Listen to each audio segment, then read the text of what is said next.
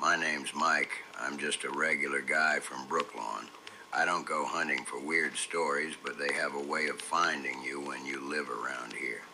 This one came from a guy everybody calls Sweatpants Ed.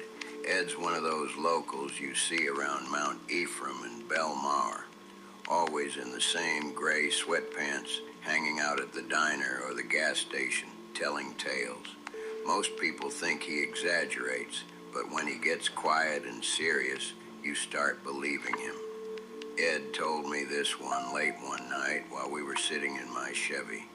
He said back in the late 90s there was this old outdoor roller rink in Mount Ephraim that everybody just called the hockey rink, even though it was for rollerblades.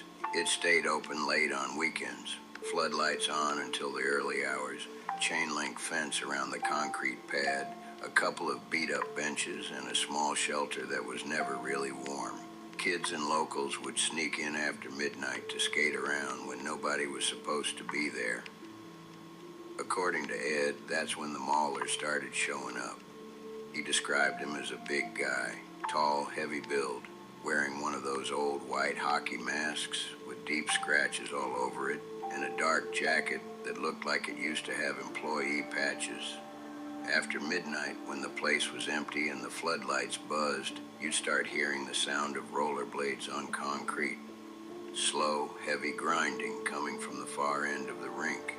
Ed knew a kid who went in on a dare one night. The group was messing around on the concrete, laughing and shouting until they heard that grinding sound.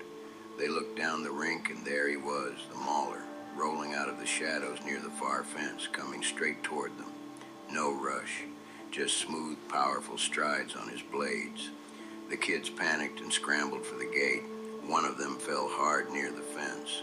The others made it out, but they heard a scream cut short behind them. When they finally looked back from the parking lot, the gate was closed again. The kid's car sat there all night with his rollerblades still on the back seat. He was never seen again. After that, more stories started going around. A couple who parked near the rink after a late night said they saw the floodlights flicker on, even though the place was supposed to be locked up. The Mauler rolled out onto the concrete under the lights, mask tilted, just standing there watching them. They drove off fast. The next morning, someone found fresh blood smeared across the outside of the fence. Ed swore the Mauler doesn't chase you if you leave right away, but if you step onto that concrete after midnight, or even hang around the lot too long, he comes out. Some say he was a crazy employee who lost it one night. Others think he's still on shift, making sure nobody stays past closing forever. The rink's been shut down for years now, but the concrete pad and fence are still there. Ed says every once in a while people spot fresh wheel marks on the concrete when it rains. If you're ever driving through Mount Ephraim late at night and you see those old floodlights buzzing on over the hockey rink, don't stop, don't pull in, don't get curious, because after midnight, the Mauler is still rolling, still waiting, and he's always looking for new players.